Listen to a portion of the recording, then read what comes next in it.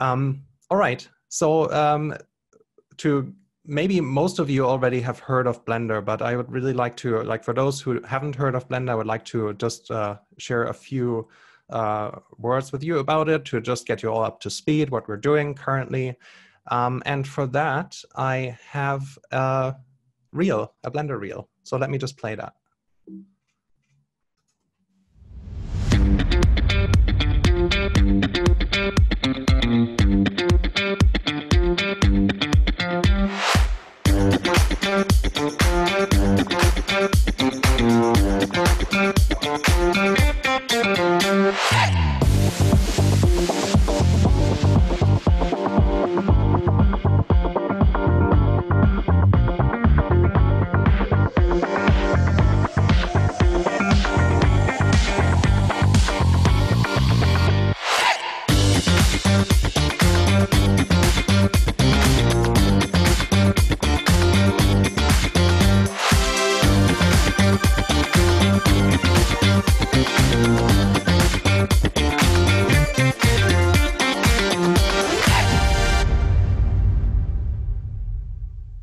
All right. So that's just to give you some idea of what Blender can do. And yeah, so most of the time when I'm explaining Blender to people, it's a little bit difficult because some people don't really quite get what it can do, what it can't do or so. So for example, let's take a typical 3D pipeline in a studio or so. You have all these different types of softwares that do different things. And each of them is really particularly good at one thing, and they all contribute to the film or the game that you're making. And what Blender is really about is to, just make that all just one thing. So the idea is that you have this entire pipeline from start to finish, from concepting, from modeling, everything is all done in one program. So you don't ever have to leave it. And yeah, you can do everything really. You can do sculpting, you can model your character, you can animate it. Of course, you have to rig it. For a film production, it's really important that you can do storyboarding, lighting and look dev in the early stages of production. And then later, once you're done with the animation, you can render it and you can composite and actually do the entire video editing in Blender. So it's really, really versatile. And of course, it's also important to be able to interface with other software. So Blender is using a series of open standards that allow us to, to share data between other applications. So you have OpenColor.io, you have OpenBDB for caches, OpenSubdiv.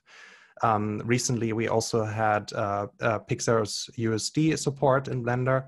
So it's not, you don't really have to stay in one program, but if you want to, if you're a small studio and you really can't afford to, have all these different packages going on, you can all just stay within Blender.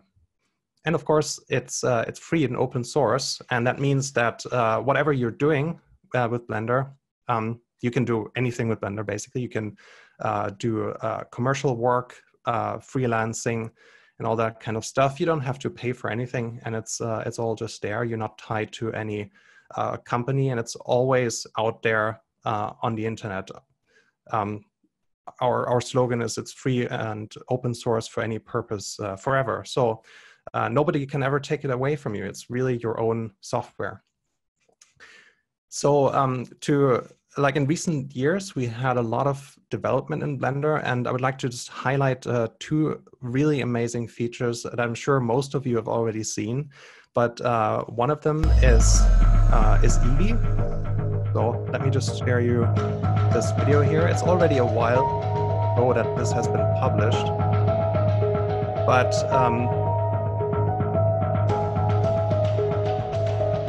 oh, maybe my microphone's muted.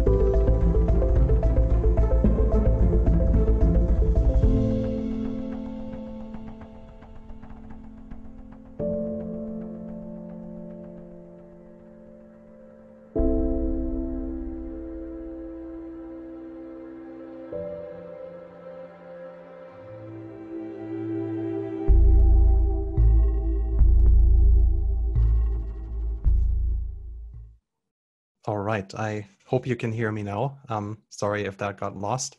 So what Eevee is a real-time viewport. So Blender can actually give you a very, very good preview of what your final works looks like in the viewport, and it all plays back in real time. This video that you just saw is not made by us. It's made from like one of my favorite Blender artists, Daniel Bystedt. And it really shows like you can do all these different tasks, and you never have to go anywhere else to, to do texturing. You can do it all in Blender. And then Eevee allows you to preview everything in the viewport to like almost render really high quality render stuff. Sorry, kind of got lost there. The next thing I would like to show you is Grease Pencil, which also got a lot of hype in the recent years. And maybe you're also familiar with it, but Grease Pencil is really is a tool that originated from drawing on the screen and giving annotations to your animation. And then it kind of evolved into this own feature to allow Blender to become a 2D animation software. But the cool thing is that you can do everything that a 3D program can do as well. So you can draw in 3D space, you can move your camera, you can have all kinds of different effects. So that's what the next video is about. Oh yeah, I think I will be able to talk over this. So this is already a couple of years old, so it's not really up to the current standards. We have a lot more features currently in Grease Pencil than what you can see here, but it illustrates what you can do really. So for people who are not really used to modeling in a 3D application, you can just draw everything. You can draw in the viewport directly. And you can also do all the typical things you would do in a 3D program, throw some fire in there, some smoke. You can have a scene that's actually illustrated here perfectly. You can have a 3D scene, and you can use that to rotoscope your environment and allow for some really crazy camera moves. And then you can animate your 2D character in this 3D environment. And it all works perfectly in 3D space. You get a very good sense of your scene layout. And then, yeah, you can just, go crazy with it, make whatever.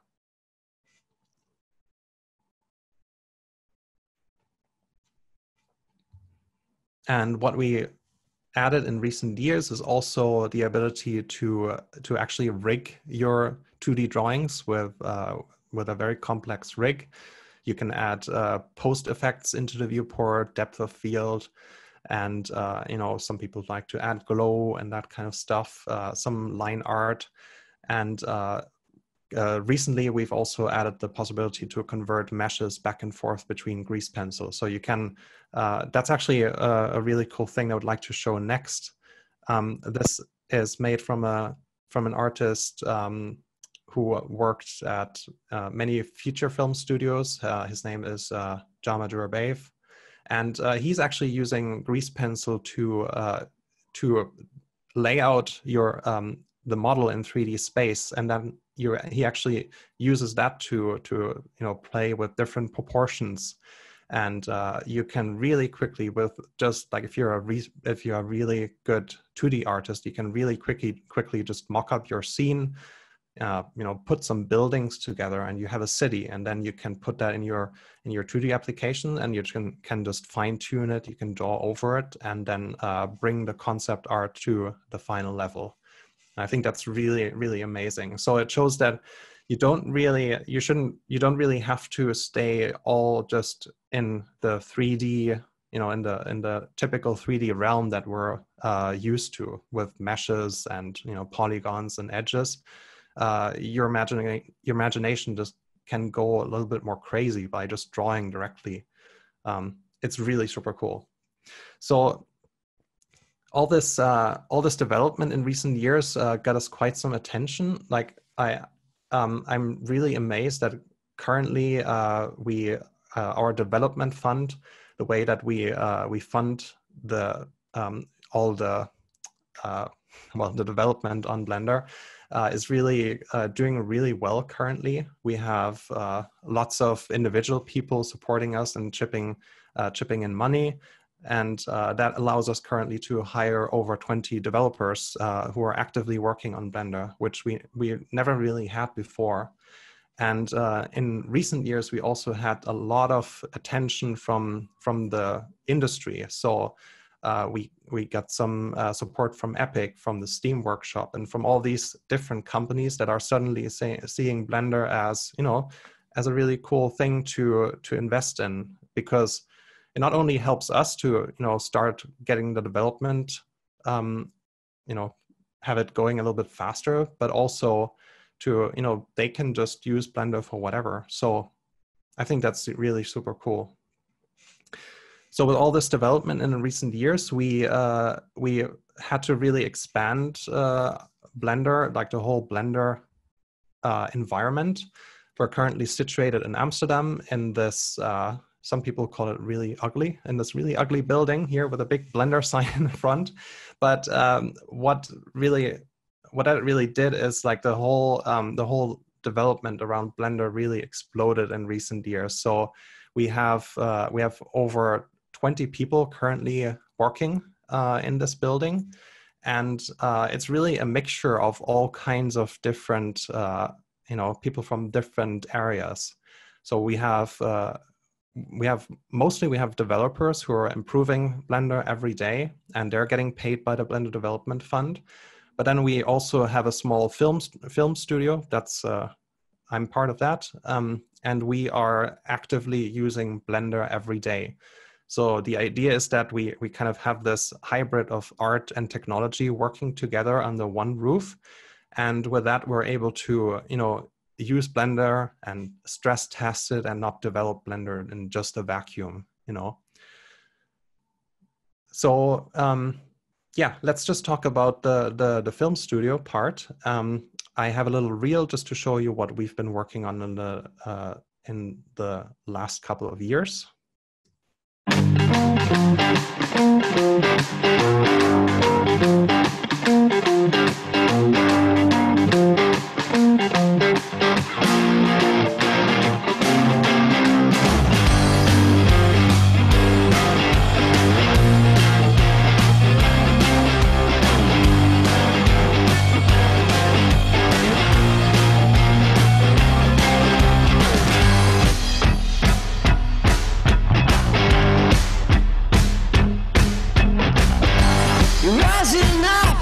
Falling down, I should have stopped, but I do not know how. Just for now, let's make things right.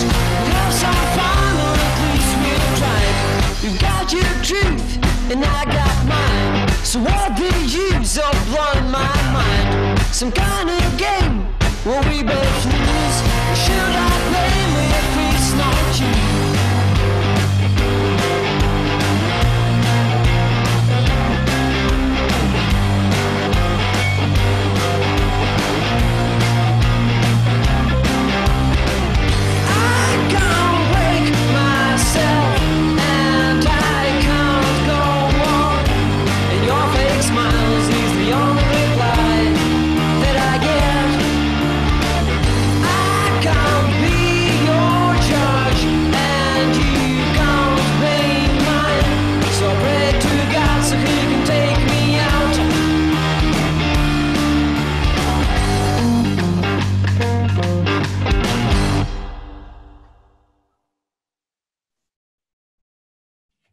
All right, so this would be the animation studio of Blender, and currently we're about eight artists, and we're ramping up production of a new short film.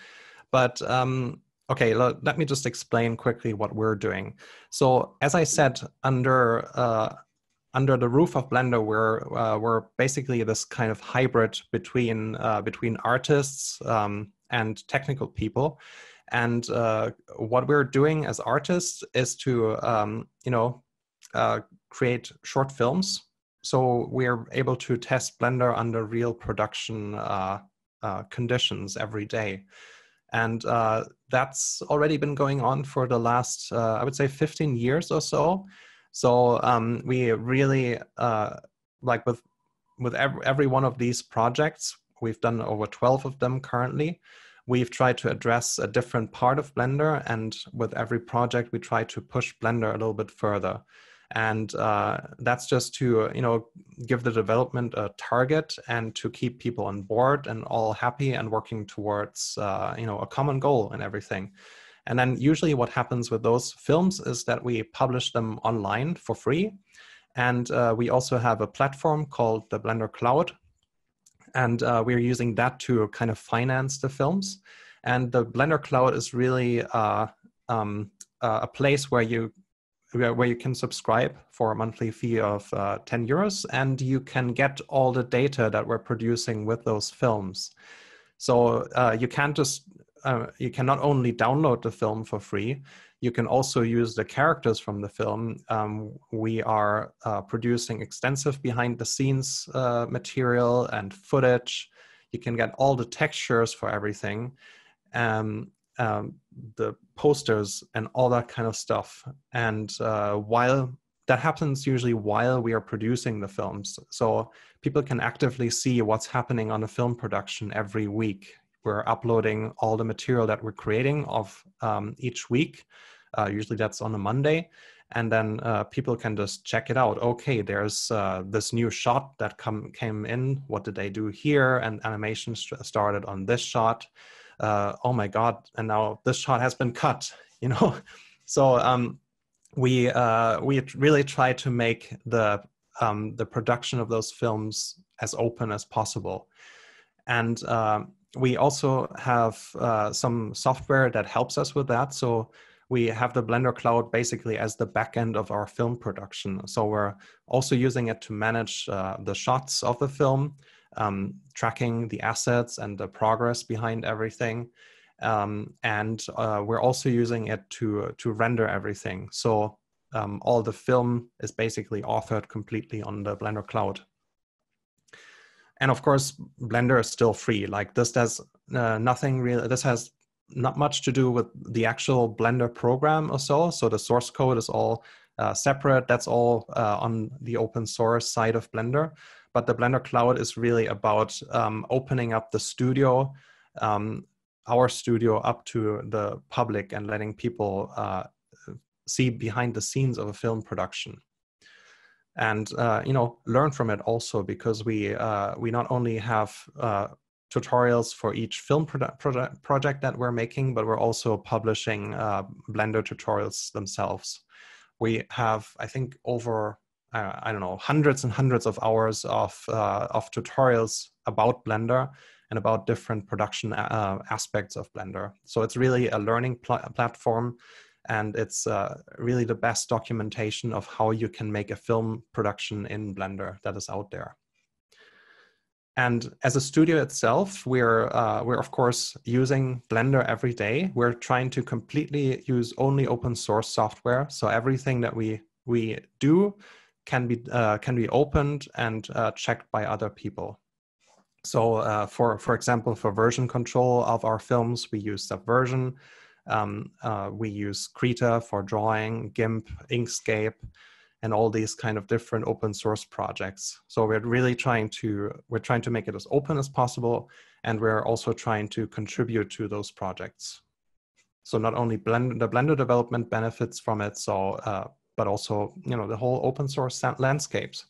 And I think that's really important, because I think it really makes the whole production, filmmaking aspect more democratic, because in recent years, with all the film with the whole film landscape on YouTube and the whole internet, it's becoming more and more democratic. More people are making films, more smaller studios, and that's really what Blender is about, giving all of you the possibility to make your own films and just dream up whatever you can do and make it a reality. So that's just, here are a couple of people that are currently working at the studio. So it's really a wild mix of developers, just crazy people who do also weird robotics projects in their free time, or who build computers and microprocessors. And it's really this wild mix of people from all over the world, and we're all trying to make Blender better, basically. So Carol already mentioned it, that recently with Blender 2.8, we got a lot of traction in the 3D industry. And that really started with around the time that we also started making Spring. And that was really the goal of this movie project, to to test Blender 2.8 in production as it was going on, and make sure that it doesn't get lost along the way, and you end up with some weird construct that nobody can use. And and after the film was completed, Blender 2.8 was also shipped out, so everyone was able to open our files and test them with Blender 2.8, and then the whole workflow changed and everything, and we got a lot more people on board. So let's just jump right into Spring, and I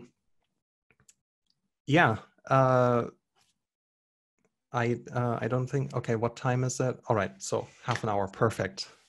Okay, let's just dive straight into the production of Spring. I hope you've all seen the film. It's not really that long. You can find it on YouTube, and it's.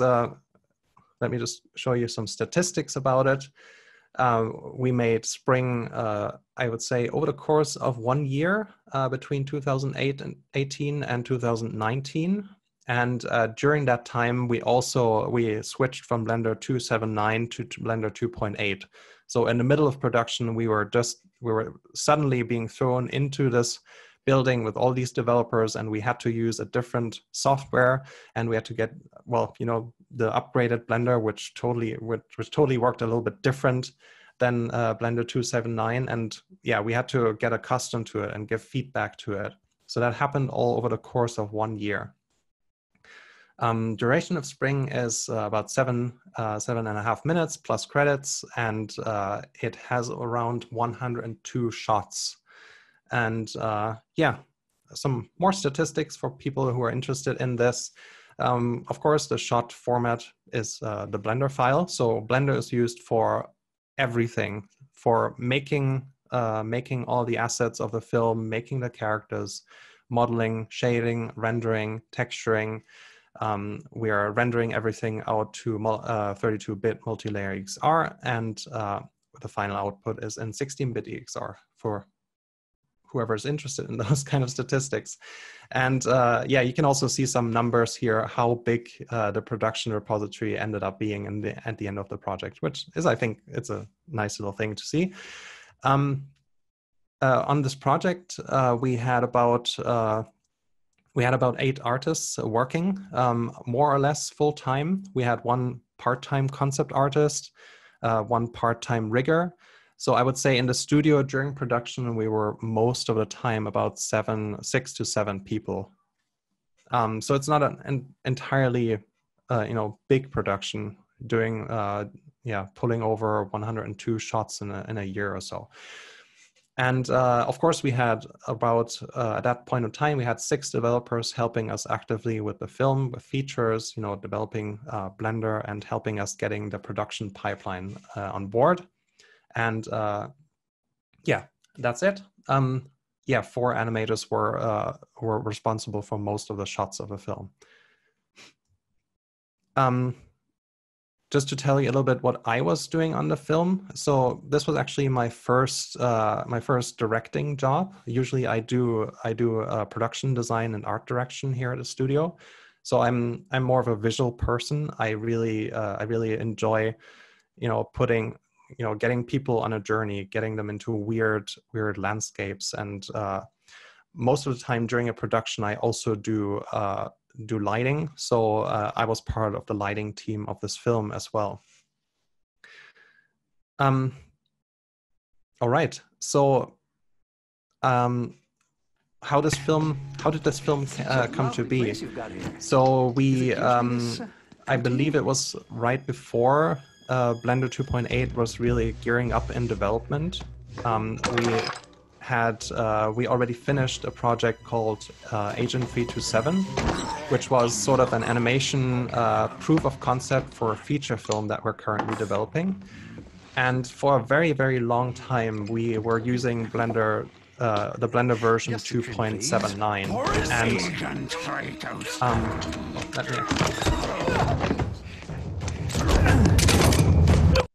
Let me just make that more quiet. Okay, so for the longest time, we were using this Blender version, and Blender 2.8 was happening in the background. And at some point, we had to make sure that, okay, Blender, this next version of Blender was really getting, gearing traction, and it was really happening. So we decided to make a film that actually uses Blender 2.8 only. And it was quite a jump, as I said, in usability and in the interface and everything. We artists also really had to get used an entirely new workflow of working, but that was all the fun. And so the idea is that we would start working on a short film, about 10 minutes or so. And at that time, I was doing production design on Agent 327. And we were developing several ideas in the studio, and I had an idea lying around that I developed with some of the other guys there. That's where the whole thing started. That's where the story development of Spring started happening. Okay, I hope I'm not boring you. I hope you're all fine so far. It's a lot of different stuff to take in. I'll just tell you a little bit about me, just to give you some background of where I come from and how the idea for this film came to be. I'm born in Germany, and I actually spent most of my childhood in close to Switzerland and the Swiss Alps. We did a lot of family trips there, and for those of you who don't know how it looks like there, I have some pictures here. But it's this really incredible landscape where it's really these really high altitude mountains, and you're just doing a lot of hiking trips up there, and the environment is really impressive, because as a human being, you're basically just dwarfed by these gigantic mountains, and you're really getting lost in the nature. I think that was one of the main influences of Spring. So early on, I started throwing some ideas around, and one of them really stuck. So there was, I had this idea of kind of a shepherd character and her dog, and they're taking care of really unusual sheep. And these sheep are kind of these clouds that have little legs sticking out of them. That was really the first idea. I think when I was a child, I used to watch a lot of clouds, and I imagined like what would happen if the clouds were just sheep and they were just wandering around the landscape, over the mountains, into the valleys. And all they had to do to survive is to go from one valley to the next. And that's really how this idea of shepherding clouds came to be. It has a little bit tradition also in the culture of the Alps. So usually there are shepherds who have these little flock of sheep, and in winter they're down in the valley, and they're a little bit sheltered from the elements.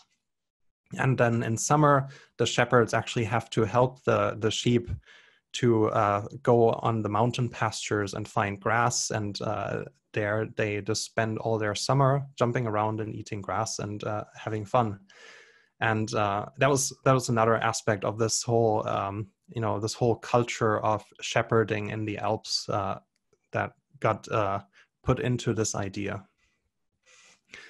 So early on, I did a little pitch in the studio. So I pitched him the idea of this valley that is really a little bit late on, in spring. That is covered with a layer of clouds, and although the world around it is already getting a little bit warmer, this valley has to the clouds have to be freed from the valley in order to bring summer into the valley and let the plants thrive again and grow and everything.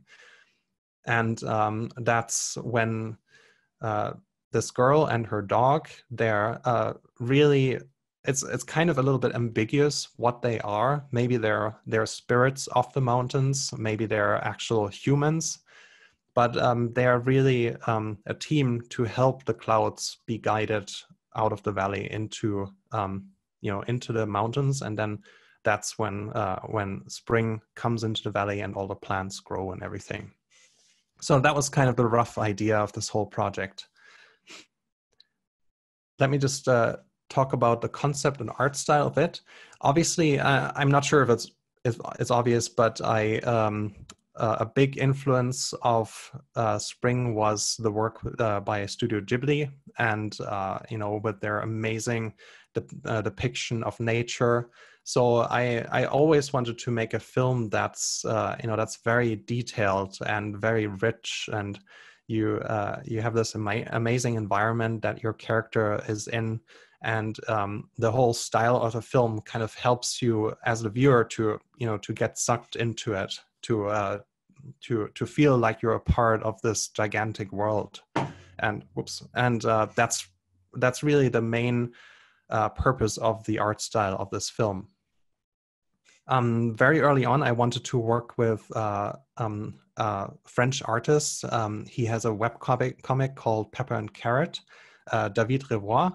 He's drawing these kind of anime-inspired European French characters, and I really, really wanted to work with him to come up with a style of this film.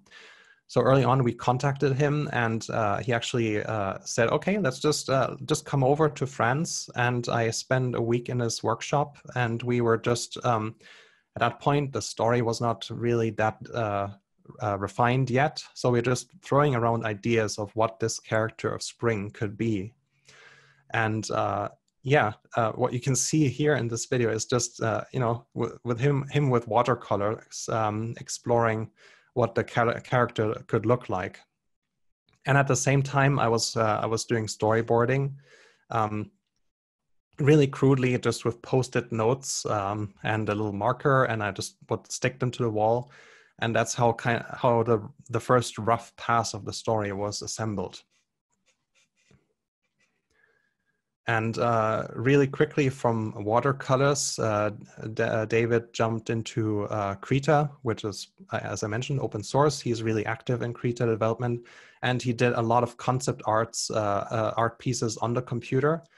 And that really kickstarted the whole production, because suddenly we knew exactly how this world could look like. So, oh yeah, that's me in the studio here. It's a little bit of a mess here, but that's what you need for the creativity. Let me just drink some tea.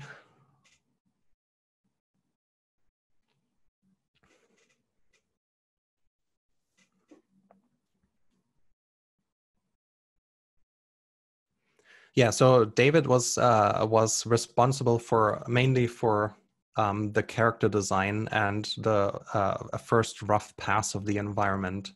Unfortunately, he didn't have a lot of time to spend on this project. He's really involved in his own webcomic. It's also a big project of his. So fortunately, he was able to contribute a number of key paintings for the film. And he actually storyboarded a little sequence of the chase the little chase sequence in the middle of the film. He storyboarded a really early version of that. And yeah, I can just show you some of the paintings. So this was the first painting, I believe, that he made, just to get a sense of what this movie could be.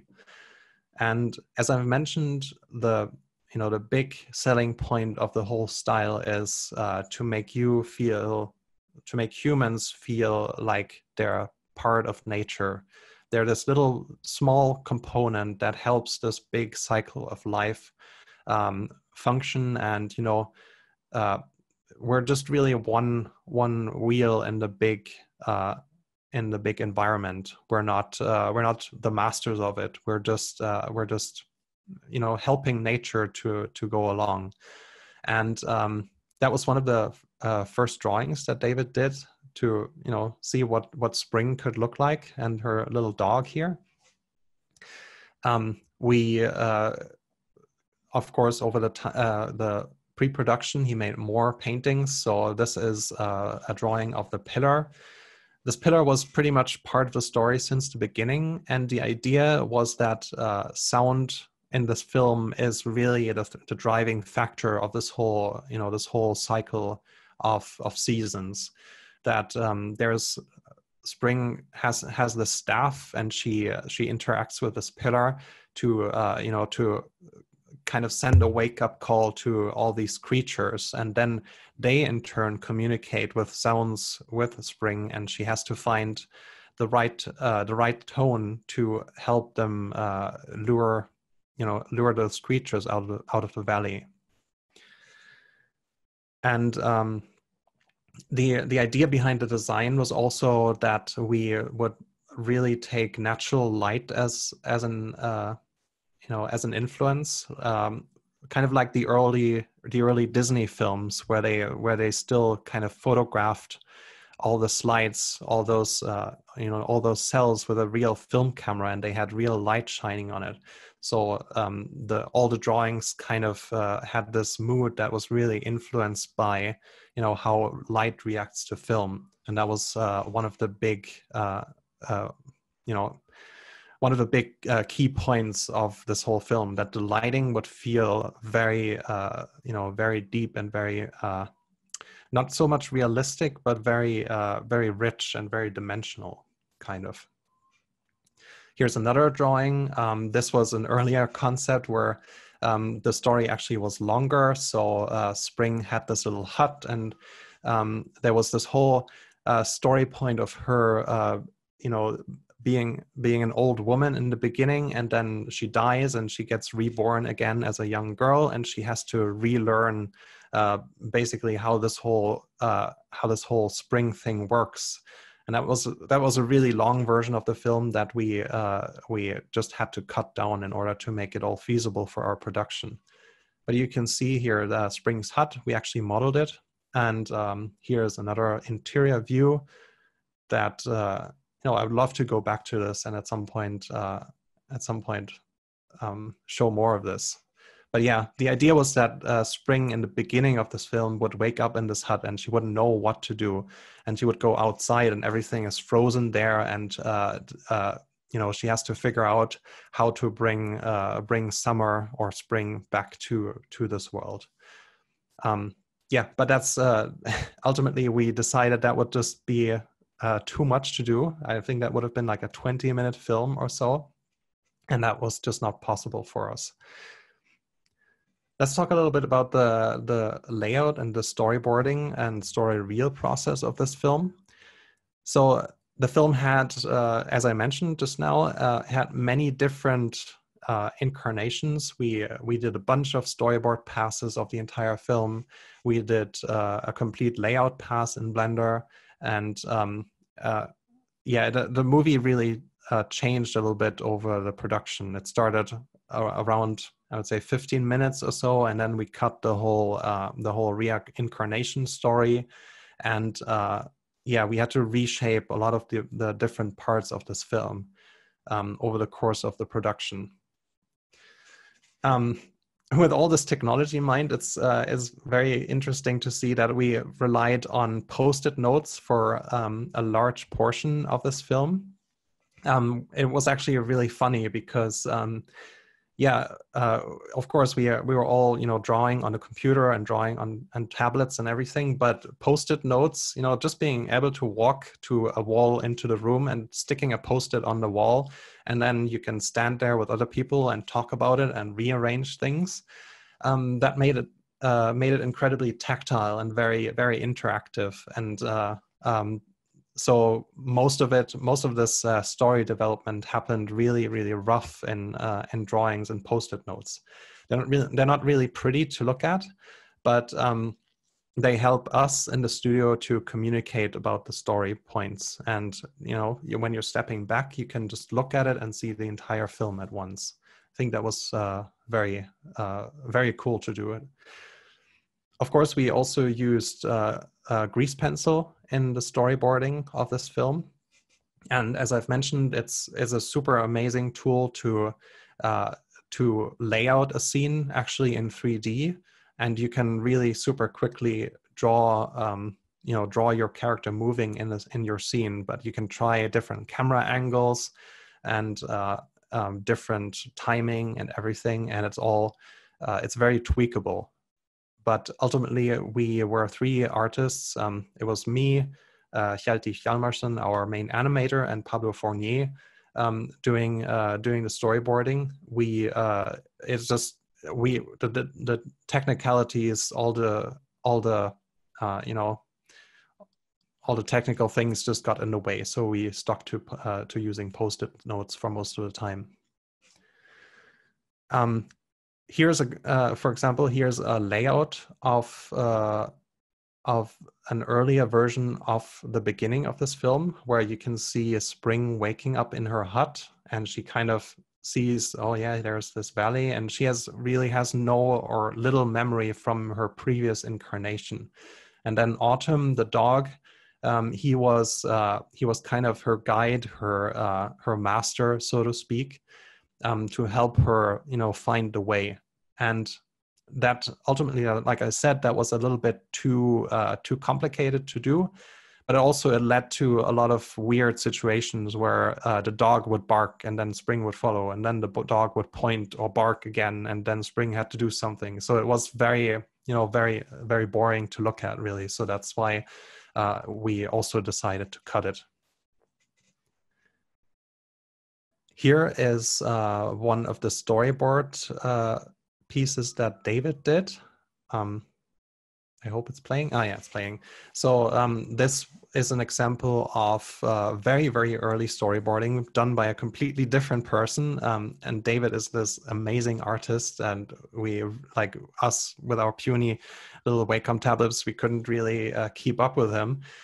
But yeah, this is an example of the confrontation scene between Spring and the main creature, and the dog also barks and showing her how to do it, and then she makes a mistake and the whole thing flies away. So this was a very crude in story terms and beautiful in the execution. Very early example of this chase scene went. But yeah, unfortunately, David couldn't help us with the entire production, so we had to do the storyboards ourselves. But it would have been amazing to do the whole storyboarding of this film at this level. So we were storyboarding for a while. I think over the course of the production, the story changed quite a lot. And at some point we were just discarding the post-it notes, and we were going directly into 3D layout. And with that, we were just assembling our scene in 3D space, trying out different camera angles. Hjalti Hjalmarsson, who's a brilliant animator, and he was our animation director. He animated most of the layout of this film, and he did a lot of the camera work for it. He was really quick in getting those scenes together and trying different camera angles, and that really gave us a very good template for the animation of this film also. Here's an example of one of the layouts of the scene. This is when Spring first steps into the forest and sees the gigantic pillar. And you can see the animation is really super crude. It's just, you know, sliding around. It's super funny.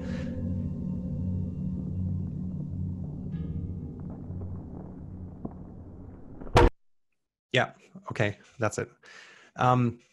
So this layout, we were doing it for the entire film, even until while animation was already in production. We were still cranking out layout for the film, and most of the layout gets rendered out as little movie files, and those are actually edited together in Blender. So we could stay directly in Blender and try out different edits of the film, try different camera angles, and make sure that the whole story flows.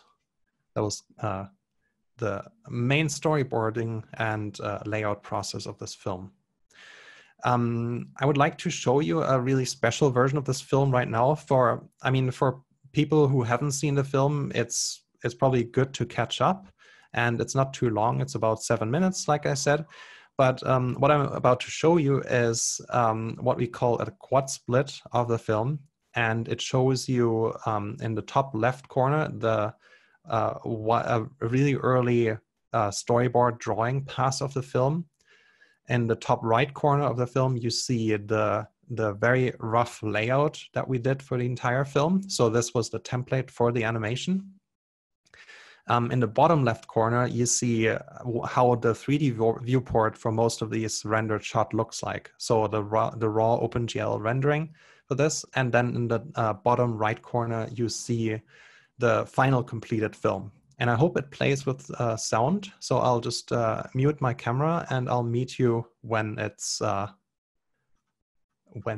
finished playing. All right, let me just find those buttons.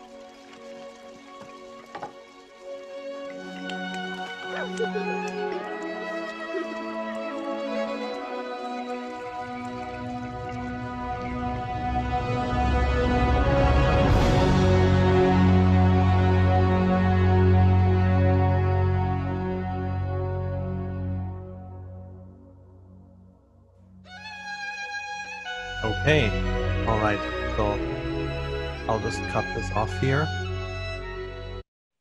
No need to see the credits for now. If you want to check out the full film, obviously, well, this was the full film, but if you want to check out the film, not only in this tiny little score, just check it out on YouTube. So let's talk a little bit about the character and prop design.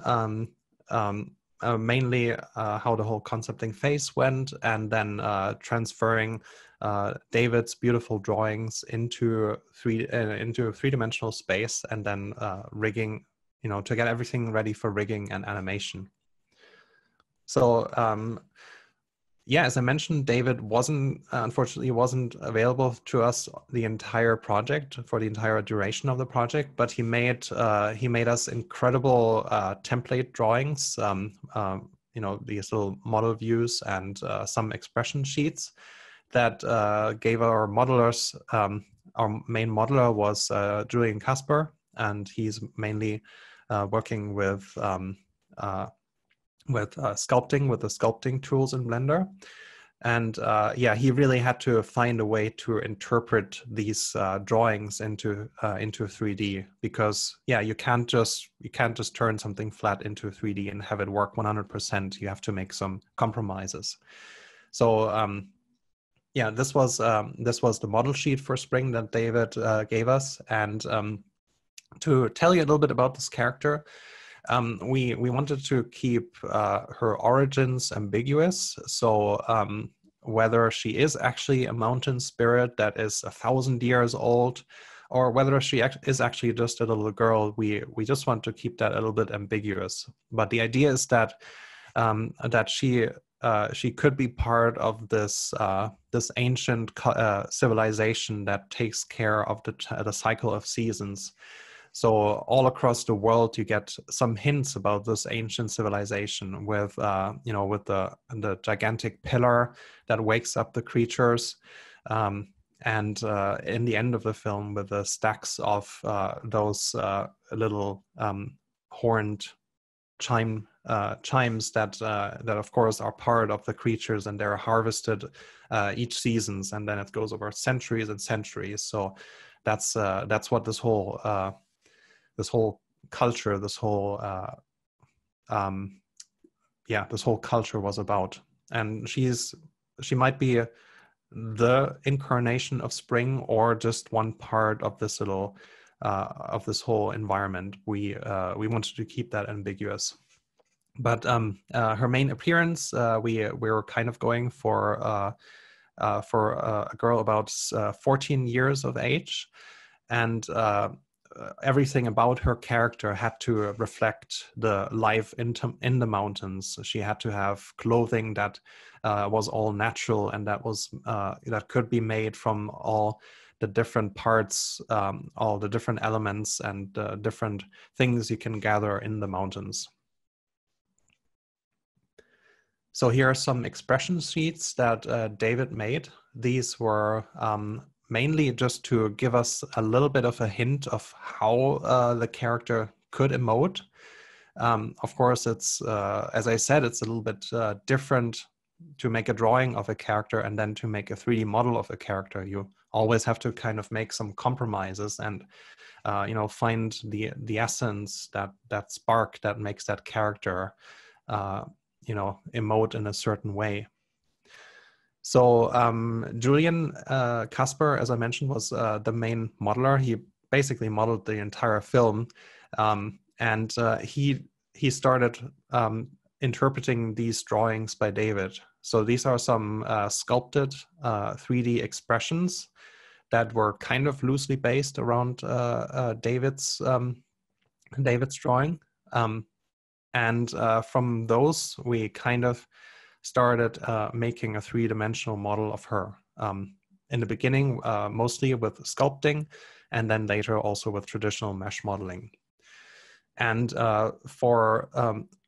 as I said early, you might remember that we showed Spring, waking up in the morning and then getting dressed and everything. So we also had to keep in mind that there's different layers to her clothing.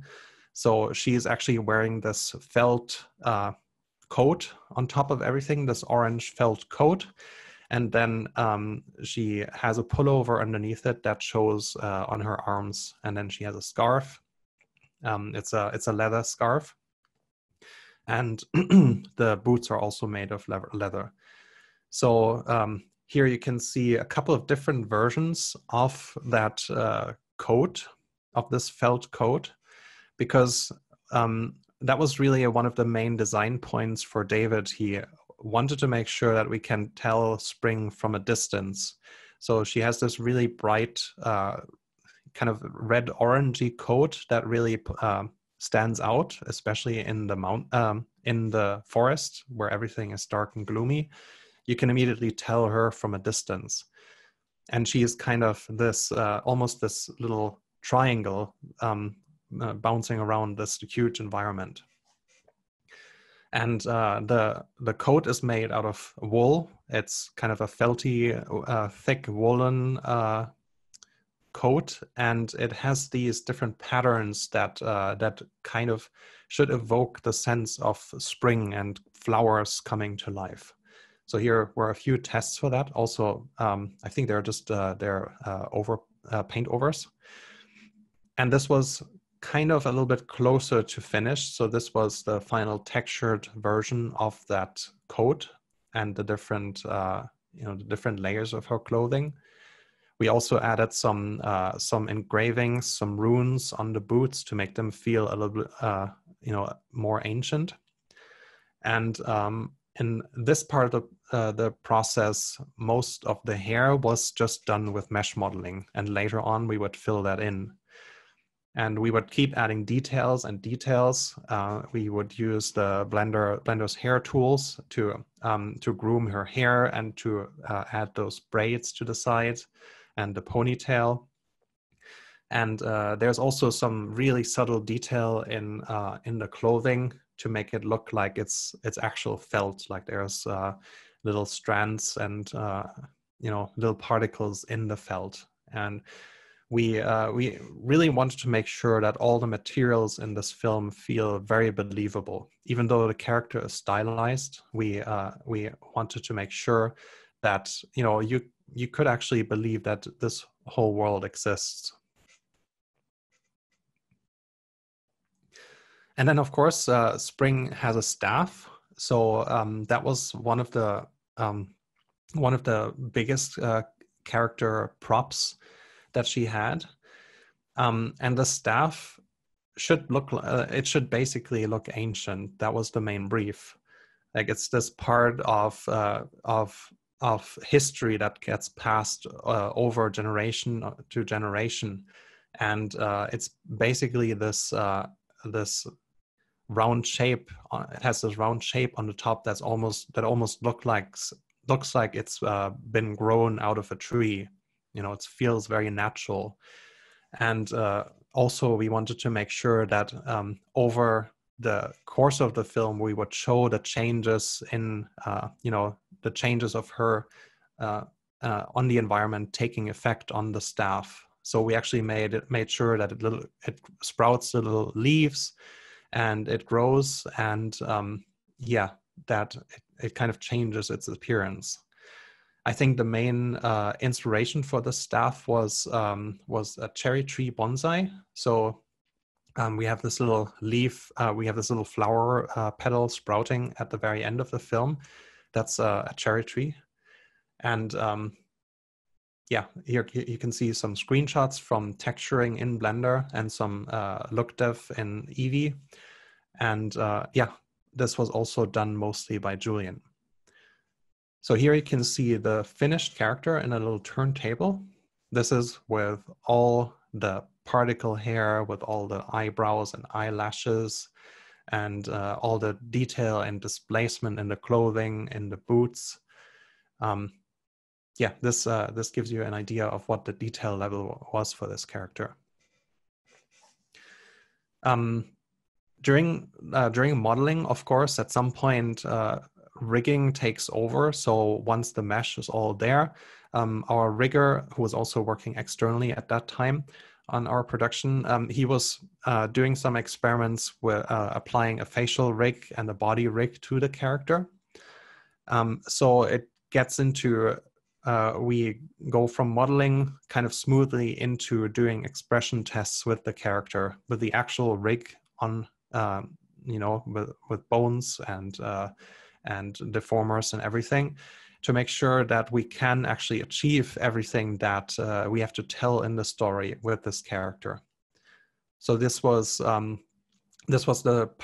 start of our facial pose library that we start with almost every character. So we make a range of expressions that are unified and that can be used all over the films to kind of make sure that all the emotions that the animators have access to are very consistent. So this was, this is the pose library in rendered form. Hjalti Hjalmarsson, our animation director, he was at the same time doing some tests with the body rig of the character. And Pablo Fournier, our main animator on this project, he also did some body, some body tests with the rig to see how it deforms. And then we had to figure out, okay, how do you actually walk with a staff? Because the staff has weight, and it shouldn't prohibit you from doing anything. And at the same time, Spring had to seem like she is completely part of this, of the elements of this environment, and she is accustomed to, to using the staff to help her go around the environment. So that took some development time of this whole project to make sure that she is actually she comes across believable in her motion. Yeah, this is the dog. He's really my favorite. We called him Autumn, but I mean his name is never mentioned in the story. That's just a way of identifying him within our project. But Autumn, he was mainly based on this black Yorkie poo. So he's a really, really small dog. And he was kind of supposed to have this older, almost grayish fur. As I've mentioned earlier, he was supposed to be this kind of ancient guide master to Spring, and he has to help her. Ultimately, that got lost in the story, of course, but we kept the whole appearance and the whole feel of the character. So this is an early sculpt, also by Julian, of Autumn with the hair and everything, just to see how the volume, affects how the volume of the hair affects the whole character, because once you go into rigging, of course, you have to strip all the hair away. So this is him naked, and that's actually what you end up rigging, and then the particles and the fur get added on top of that. So you really have to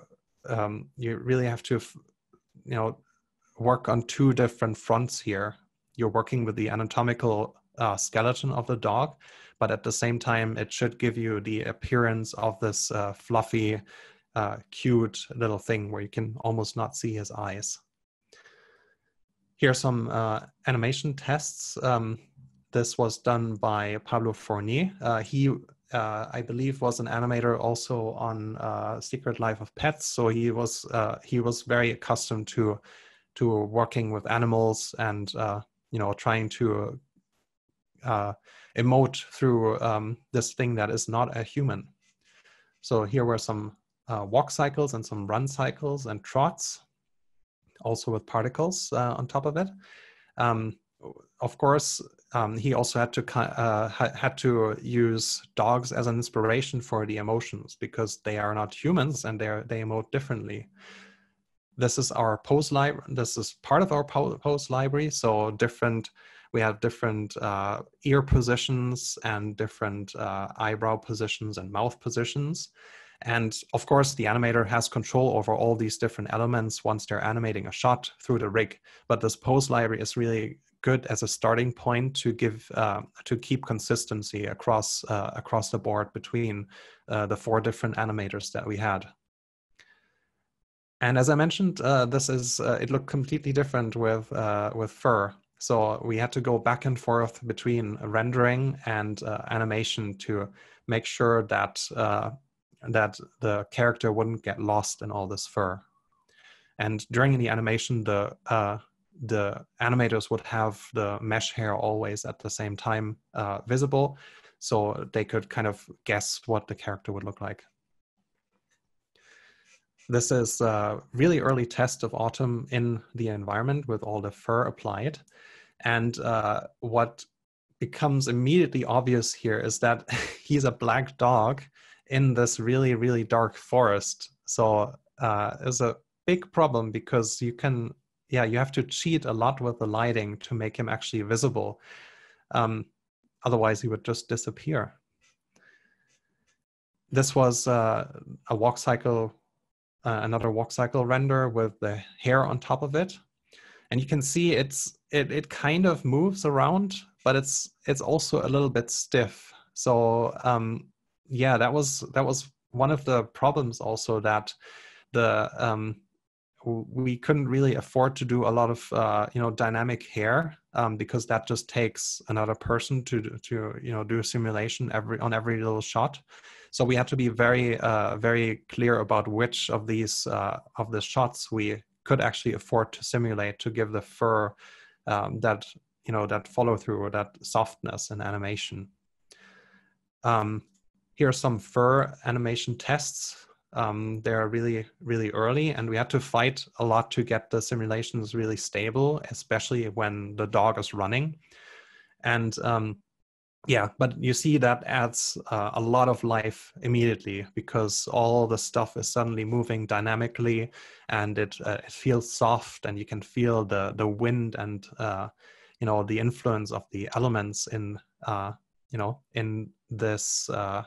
in this character. And here are some of the shots that we ultimately ended up simulating. And so yeah, you can, I think it was only about 7 shots where we really simulated it. For the rest of the time, it's just stiff, but we don't see it because it's only in the background. That's one of the considerations you have to make when you're planning a film production. And this is the completed character in a turntable.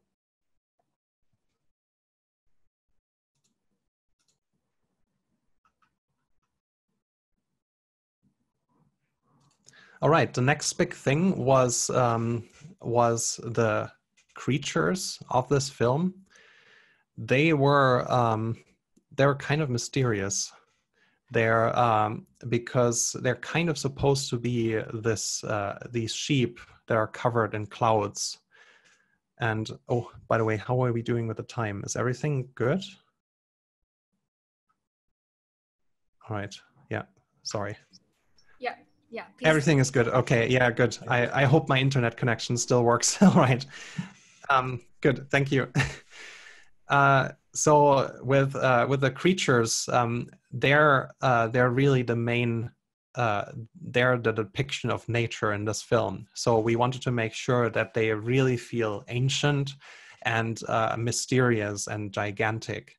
And of course, most of the time they're covered in clouds, so you don't really see them. They're kind of very vague in silhouettes, and you can see the glowing eyes. But at some point, you have to make it. So you have to turn it into something real, in quote unquote, in 3D space. So yeah, this was our first layout with an earlier version of that creature, and you can see it looks totally different. This is probably a monster creature that works in a really scary film. And those creatures had to be impressive. They had to feel like, okay, at any point in time something could go wrong, but they shouldn't feel threatening like a monster. People should still feel connected to them, and they should feel ancient and wise, and be kind of awe-inspiring.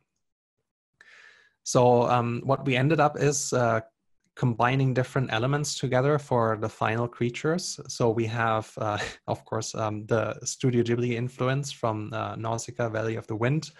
And we have these spider crabs. Spider crabs were a big influence for the feet and the limbs, and especially to make sure that the character could actually be on the same level as Spring and interact with her.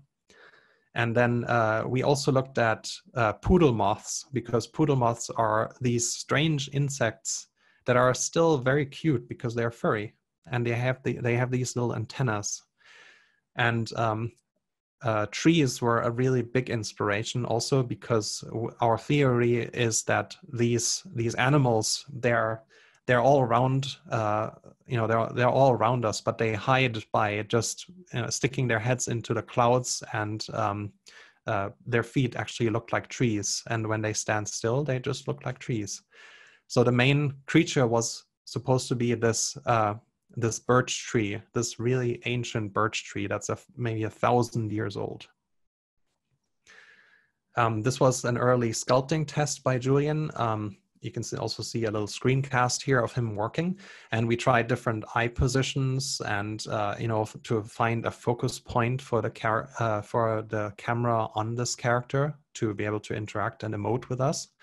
And then David also did this this amazing concept art, and this is what kind of influenced the whole character design. And yeah, this is kind of how it ended up being. And for all the different creatures, we had different types of tree legs. So they are different, you know, different tree species. And the main alpha, the main creature, the alpha of the herd, it was supposed to be you know, this white birch tree. So you could clearly kind of make a distinction between it and the rest of the herd. And they also had these spikes on their back. They were kind of bioluminescent, like an ancient sea creature, because the idea is that these creatures are kind of attracting clouds with those spikes, and they're using those spikes to, you know, control, to communicate with each other. And they have these antennae that are have these chime-like bone. These bone elements that help them also communicate with different sounds. This is the turntable of the finished character. You can see everything is there. Everything is super detailed and sculpted and has displacement and hair. And here are some animation tests for that character, because the biggest problem with it was it had so many legs. Well, it had 4 legs, but the legs were really, really long. And how does it work to have a 4-legged creature actually, you know, these long legs walk around? We looked at different animals, you know, elephants, giraffes, and crabs and spiders. How could they walk? And but the idea was still that the creatures should look kind of cute. They shouldn't be too creepy with their you know, with their walking. They shouldn't be like, you know, creepy sea crabs or something like that. They should feel almost like cows, or like you know, a herd of sheep in the distance. So they were really kind of influenced by this idea, this whimsical idea of children's drawing of a cloud with legs. And that's also what they ultimately ended up being, because all the beautiful work by Julian got hidden in the clouds later on, but it's still there. Yeah, this is how it ended up being. So you see those little antennas. They were really inspired by the poodle moths, and we wanted to have some kind of feature that helps Spring communicate with them. So the idea is that they make sounds with their antennas by beating them together, and that's how they can talk to each other, because they can't see anything. They're blind within those clouds, and that's also the way for her to lure them out of the valley. And with those spikes dragging all the clouds out of the valley, you know, make the sun come back. So those spikes, those chimes, we called them, they also went through some different design, you know, some different design stages, and ultimately we ended up making them almost like tree sap, like amber. So they're very translucent, and they're kind of frozen in different stages. Yeah, because the idea was that these animals are almost like trees. They're growing these spikes almost like tusks of animals, and they just grow back every year. But that's what helps us actually, you know, communicate with them. So I talked a little bit about animation already. Usually while all this modeling stuff goes on, we take different versions of the characters and we try to rig them to be able to influence the design process and help the animators kind of guide what the character is supposed to look like. So these are some early tests done by Pablo Fournier. And at the same time, the animators are actively talking to the rigger and giving them feedback about deformations and what kind of controls make sense for this character. Are there some issues with it? And that kind of back and forth is really, really important. So I would like to show you some examples of animation shots in Spring, just to show you some different stages that the animation goes through. So I have these 5 shots here that I would like to show you. Here is the first shot of Spring approaching the pillar and kind of hitting the pillar. This is what you already saw in the layout. It's kind of a very crude animation. And it's just there to show us the placement of the character in the scene, to give us a sense of the timing of the action, and to make sure that we can actually do everything that we need to do in this particular shot. Once an animator gets a shot assigned, they usually do a reference pass. So this is Hjalti doing the reference for the Spring shot. And the idea was really that like the tempo had to ramp up, the anticipation had to ramp up during this shot. So you had to get the sense of nervousness in her, and he added this great beat where she kind of rubs her hands to make get herself ready because of this really cold environment. So usually the animator records a bunch of references, and then we select the best one of them, and maybe we do some editing. By the way, lots of people ask a question why there are these markers on the staff. Did we do any motion capture or so? The answer is no right away. We didn't do any motion capture on this film. These markers are really just there for the animator to see, where he's grabbing the staff, to see like, are there any subtle shifts of the hands on the staff, and to be able to, because if it's just black, you wouldn't really tell that. So these are just really reference points for the animators to see, okay, the hand shifted maybe 5 millimeters down or something like that. So from that reference, the first blocking pass happens, and these are really just the key poses. The blocking really is the main, like the first time the director sees this, what the emotion the character is going through. And once that is approved, there's a blocking plus pass. So more stages more keyframes get added in between. Most of the keying is still happening on fixed frames. There's no spline interpolation. That all comes later, because you really just want to look at the pure animation without the computer doing anything funky in between. And once that is splined, that usually when the animators hit the spline button and everything gets interpolated, they usually cry for a day, because it looks really it looks really strange. So they have to fix all that and fix that interpolation. So on this shot, Hjalti, in addition to that, he did another recording for the face. So we wanted to add some more detail in her face and make her emote. So that's what this recording is for. And this is the polished animation for the shot.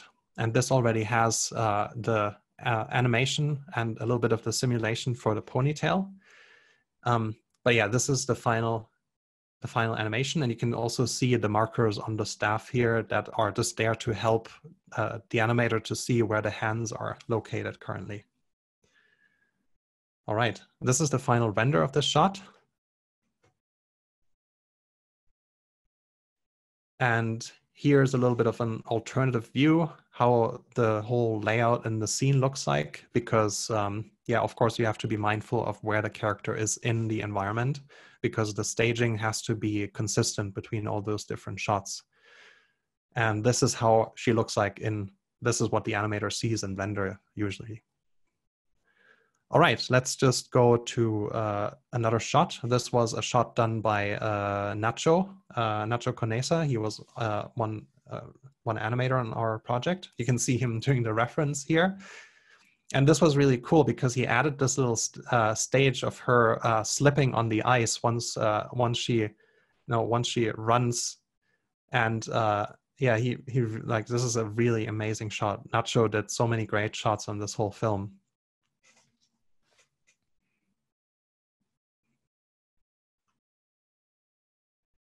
Oh wow, I have to hurry up so we can fit in the Q&A. Okay, I'll hurry up. All right. Here's another shot, also done by Nacho. This is the layout. This is spring coming out of the valley. This is his reference.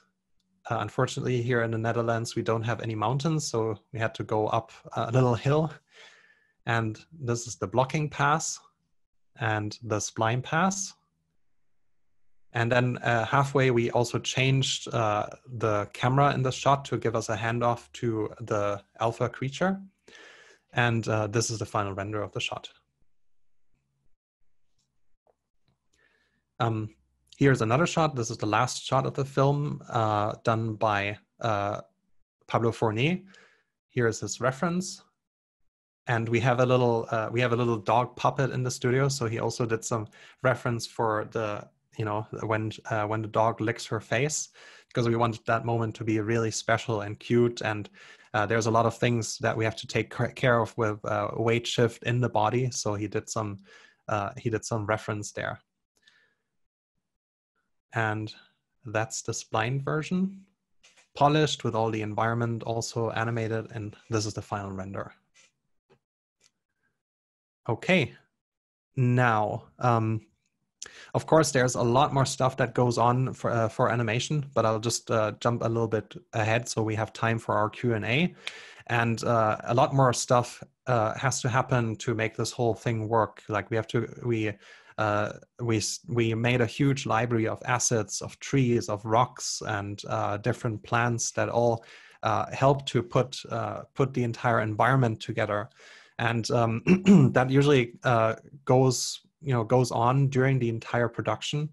So most of the time we start off with a rough layout to see what we need for certain shots, and then we start making our asset libraries, and we make rocks and icicles and tree roots and all these different elements that bring the scenes to life.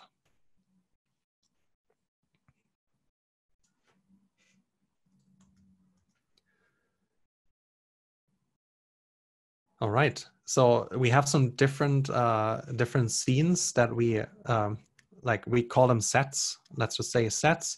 So there are different sets of this film that are that kind of help us shape the action and give us the stage for the animation. So we have the mountain path that Spring walks down in the beginning. We have the riverbed, which is kind of a dried up.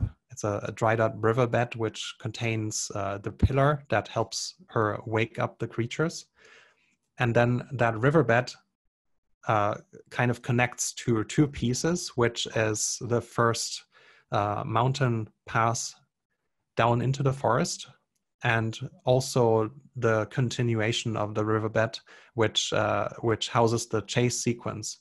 And that was one of our biggest scenes because it had to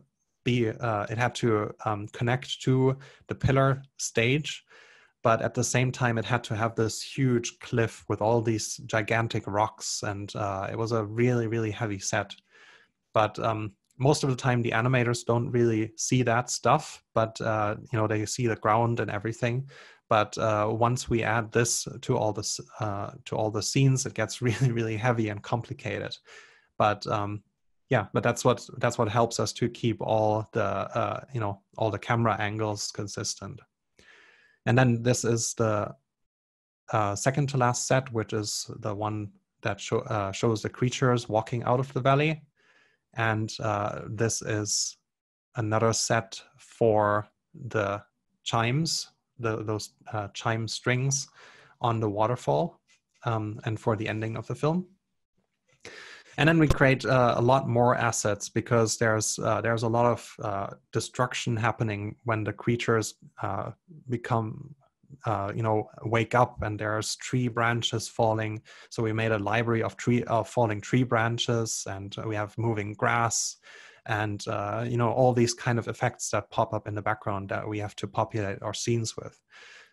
Mainly also particle simulation. When the creatures step down, we have a spray of rocks coming up. So we really went super detailed on this whole film, more detailed than we did before, which was again important to make sure that you feel like you're part of this world, and that you can believe that this world exists. And then the biggest thing in this film obviously was the smoke, because those creatures really had to, like, most of the film was just creatures covered in smoke most of the time. And so most of the smoke simulation was done by me after hours, during while the other people were already sleeping. So that was just another huge undertaking of this film. I think I'll probably not do anything with smoke again, but yeah, this was fun.